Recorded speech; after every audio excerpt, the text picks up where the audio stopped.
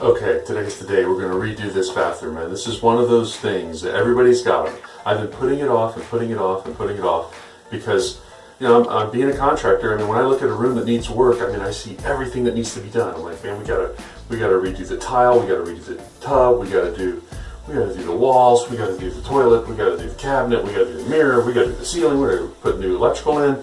You know, and it's this giant project is what I started to see, and so. You know, it doesn't happen, and it hasn't happened, and it hasn't happened, and it hasn't happened, and it's terrible because this bathroom is so ugly. It's just terribly, terribly ugly. I can't even. It's beyond. I mean, the old ugly vinyl wallpaper's peeling off. The cabinet is 1,000,000 years old.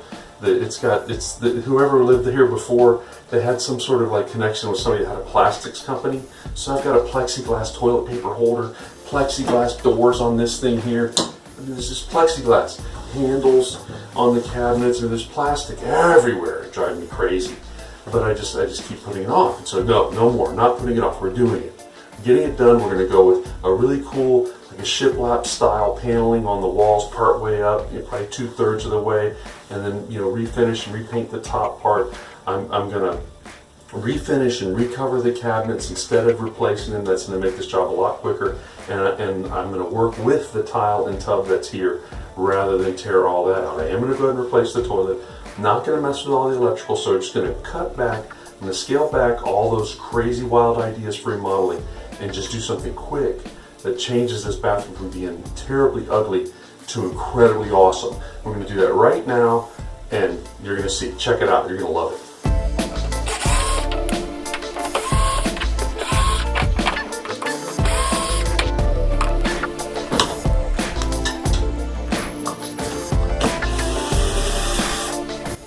Can you believe this thing? A clear plastic plexiglass toilet paper holder. What the heck, man? What is that? Yeah, I need you to help me move this toilet. Okay? You need to grab the bowl.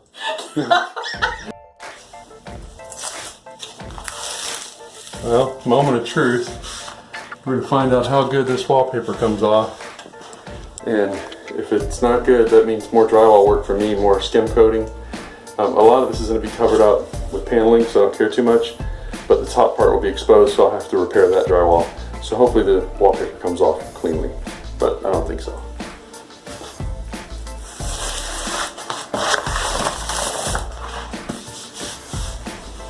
The backing is staying on, so I'll have to wet that and scrape it if I want it off. That's the paper backing behind the wallpaper. You can see the brown and the white. So that's the old wall. This is the backing. Wall, backing. Alright, so all this wallpaper came off like this. So it's all like that. The backing stayed on. So I got just water. I'm going to spray that backing down and let it soak, and then it hopefully will scrape off a little easier. We're going to find out. Backing really haven't been long at all, and the backing is peeling off pretty easy now. It just peels off. So a little bit of water. When you've got the paper backing, a little bit of water, it's like it comes right off. Simple. Alright, so the bathroom's like pretty much torn out and ready, and we're good to go. We've got a couple holes in the drywall that we got to fix. We're going to cut some little strips out of this and use that. This is what I'm going to make my paneling out of. And I could just, obviously just put this on a wall. It's a panel, but I want it to look like kind of have that shiplap look, which is horizontal seams. So I'm going to rip this into 8-inch strips. I'm going to set the table saw up at 8 inches wide. I mean, ideally I'd have a big giant shop table saw to do this because sheet goods are a lot easier to cut on a giant saw. But this saw is portable and you can do it right on the job. So I'm going to set up for 8-inch strips. I'm going to cut all this down into 8 inches. That way 8 inches will multiply evenly into 48, so I don't have any waste. And we'll get all the strips. So that's the first step, 8-inch strips out of this nice, beautiful, thin plywood.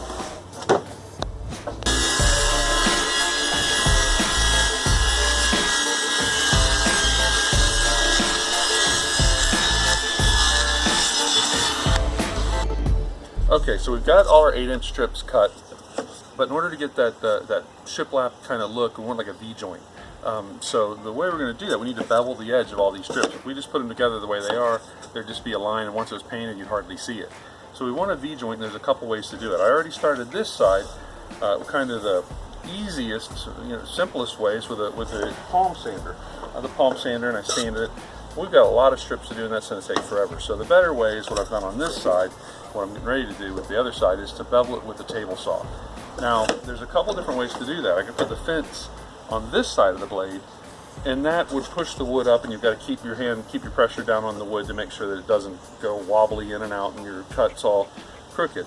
If you put the fence on this side of the blade and the wood is under the blade like that, you've got to be really careful so that the wood goes through straight and doesn't bind up and kick back on you. That's always the danger with table saws, is getting bound up and kicking back, especially when you've got the wood underneath the blade, between the blade and the fence. So you've got to be careful doing it this way.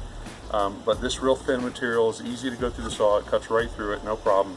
So it's less likely to bind up. So that's what I'm going to do. So here's how we do it. I've already got it set up for the right width and the bevel.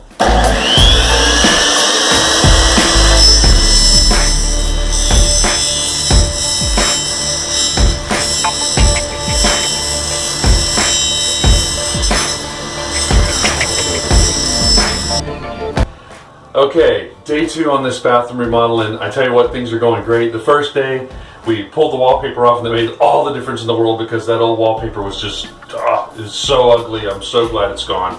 And as soon as it was gone, things started to look up from there.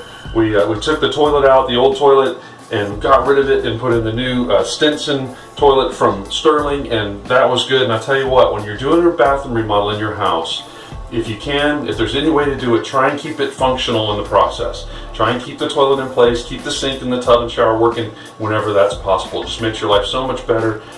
Even if you've got another bathroom in the house, it's disruptive if people have to start sharing bathrooms that don't and moving their stuff from one to the other. So I got the toilet back in. That's why we went ahead and did some of the paneling first. Normally I'd like to finish all the paneling and painted everything before I cover it up. Now we're gonna have to paint around it, but it's worth it to have the toilet in place throughout the project. So next, after we did that, after we stripped the wallpaper, we went ahead and skim coated the top part of the walls that are going to be exposed after we're done. They were a little bit rough, and so I wanted to head and make them a little smoother. We're going to texture them here in a few minutes. First we're going to sand them, then we're going to texture them with the Homax Pro Grade texture can, which is awesome. So that's what's happening next. Day 2, here we go. Okay, well, we're getting ready to spray the texture. I've got the Homax Pro Grade texture. I'm using the oil-based, and that's because I didn't know what I was going to find underneath the wallpaper, what the wall finish was going to be, and I wanted to make sure that it was super sticky and it dried fast, and the oil-based is generally more durable, but it's also available in latex, which has easier cleanup. And to prevent cleanup issues, I've used this self-adhesive vinyl that I had laying around to cover the tile, where the paneling's coming up, so I'm only having to do the top portion of the wall.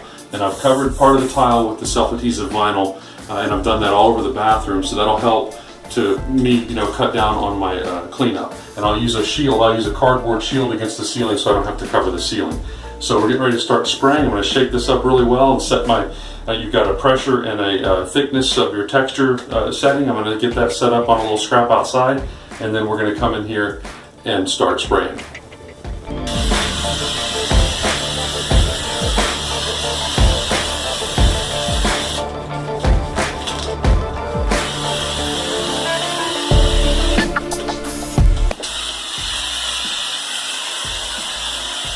That.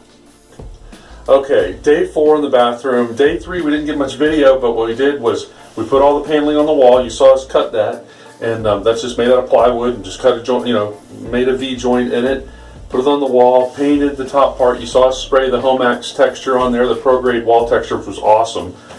We installed a mirror, a great new mirror. I love this. Kim went and found this, and it's just perfect.